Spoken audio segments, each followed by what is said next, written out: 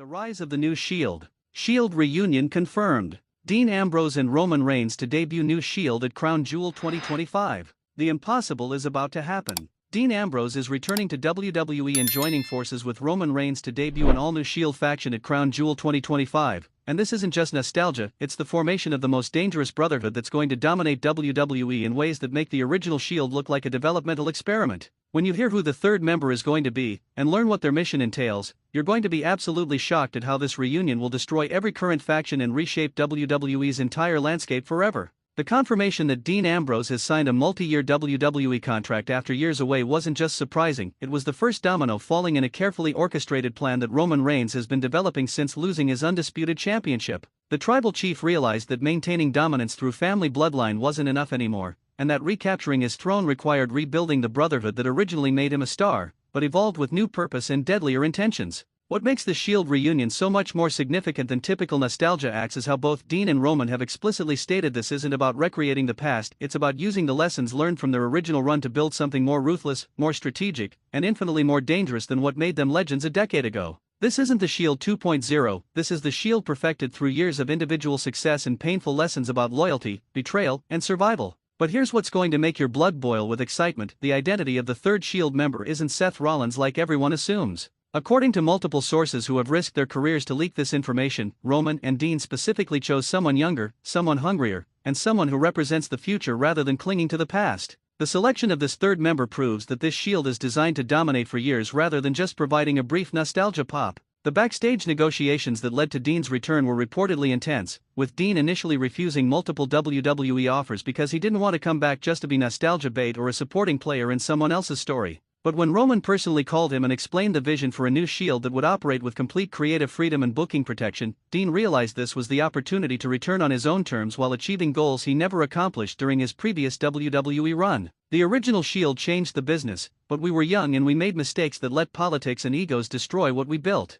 This time, we're coming back as equals with one mission: total domination of everything WWE has to offer, and we're bringing someone with us who has the hunger we had when we first arrived. Roman's pitch to Dean reportedly lasted over 3 hours and included detailed strategic planning about targets, storylines, and the specific ways they would address the mistakes that led to the original Shield's dissolution. The most shocking aspect of this reunion is the philosophical shift in how the new Shield will operate. While the original Shield was presented as young lions fighting against the authority and establishment, the new Shield will operate as apex predators who don't care about politics or fan reactions, only about systematic destruction of anyone who stands between them and complete control over WWE's championship landscape across all brands. But the identity of the third member is what makes this faction absolutely terrifying for every other wrestler on the roster. Multiple sources are suggesting it could be someone like Braun Breaker who brings legitimate amateur credentials and genetic freakishness, or possibly an international star who provides global appeal and a completely different fighting style than Roman and Dean possess. Whoever it is, the selection was made based on ruthless evaluation of who could help them achieve dominance rather than sentimental attachment to shared history.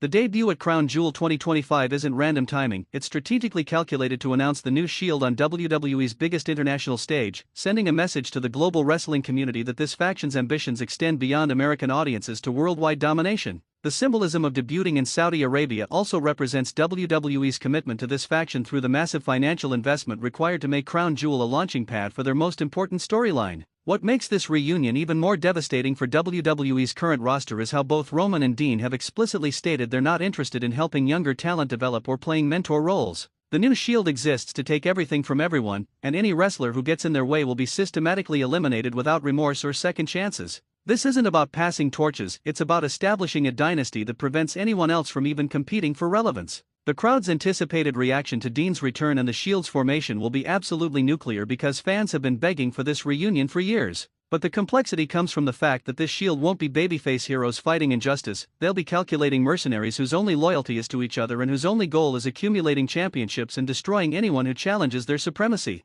Industry veterans are calling this potentially the most significant faction formation since the original NWO because it combines established star power with strategic freshness through the mysterious third member and philosophical evolution beyond what made them famous initially. The unpredictability of how they'll operate and who they'll target creates genuine uncertainty that will drive viewership for months. The backstage implications are absolutely massive because the new Shield's formation forces every other faction to reconsider their positions and strategies. Groups like the Bloodline, Judgment Day, and any emerging stables will need to either ally together against this threat or risk being picked apart individually by three of the most dangerous competitors in wrestling history. But here's where this situation becomes absolutely insane. Dean Ambrose's character evolution during his time away from WWE has reportedly transformed him into an even more unpredictable and violent performer who isn't constrained by the limitations that previously held back his most dangerous instincts. His reunion with Roman under terms that give him creative freedom means audiences will finally see the unrestrained version of Dean that was always hinted at but never fully realized. Roman Reigns' motivation for this reunion appears to be recognition that his solo dominance has peaked and that recapturing the magic of brotherhood while applying the lessons learned from years of political warfare could create something greater than what he achieved individually.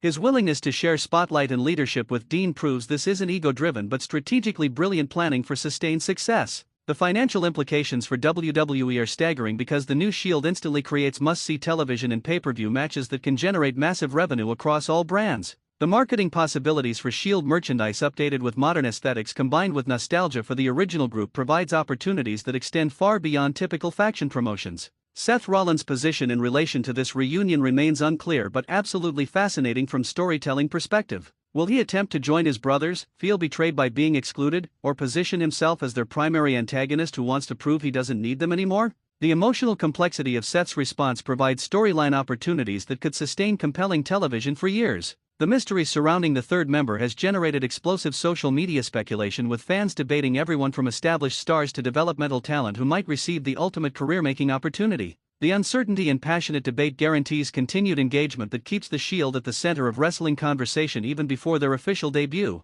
The long-term booking possibilities are virtually unlimited because the new Shield can dominate singles, tag team, and trios divisions simultaneously, while their philosophical approach of ruthless domination provides flexibility for heel or tweener positioning depending on who they're feuding with at any given time. Crown Jewel 2025 will either be remembered as the night WWE successfully launched its most important faction or as a massive miscalculation that failed to recapture lightning in a bottle. The high stakes and massive expectations create genuine suspense about whether Roman and Dean can deliver on the promise of something greater than nostalgia. Quick question for the comments: who do you think will be the third member of the new Shield? Braun Breaker, an international star, or someone completely unexpected? Let me know your predictions below. And here's another one: can the new Shield actually surpass the original Shield's legacy and dominance, or is this doomed to be a disappointing nostalgia act that tarnishes their history? Drop your honest thoughts in the comments.